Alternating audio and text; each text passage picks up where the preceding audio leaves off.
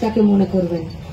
আপনার সেই মুখটাকে মনে করতে গিয়ে করোনার সময় এই গোটা পশ্চিমবঙ্গের পরিযায়ী শ্রমিকদের রেলে কাটা ডেড বডিগুলো মনে পড়ে যাচ্ছে।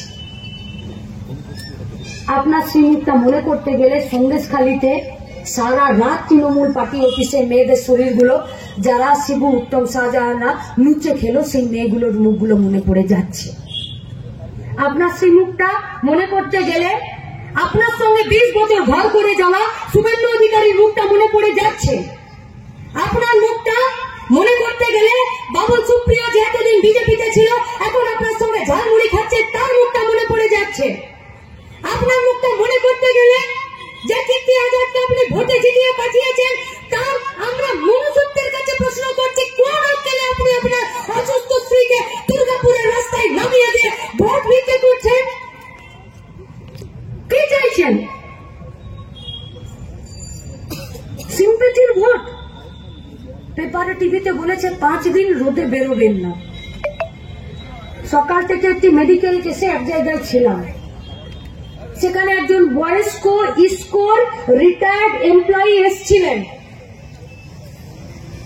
এবং তাকে নিয়ে যে টোটোওয়ালাটা তারও বয়স কম করে 60 বছর, তাকে বললাম যে জেঠু 5 দিন এখন রোদে বেরোবেন না, বিকেল 5টার পর বেরোবেন। টোটোওয়ালাটা বলছে ও তোমার জেঠু বলে মীনাক্ষী বললে যে 5 দিন রোদে বেরোবে না, আমার 5 দিনের ভাতের গ্যারেন্টি তুমি নেবে? রোদ বড় না, বাড়িতে বসে থাকলে আমার মেয়ে বউ নাতি নাতনি খিদে চোটে কান্নার আতঙ্কটা বেশি। আজকে সেই আতঙ্ক আমাদেরকে ঠিক করে দিচ্ছে। রাস্তায় বেরোতে হবে, তৃণমূল বিজেপির বিরুদ্ধে লড়তে হবে, গোটা দেশ থেকে বিজেপিকে তাড়াতে হবে, আর পশ্চিমবঙ্গে তৃণমূলের ভিটে মাটিকে উচ্ছেদ করতে হবে, নইলে আমাদের বাঁচার উপায় নেই, নেই বাঁচার উপায়। रास्ता नाली घर कपड़ा मकान है ভোট का मुद्दा है,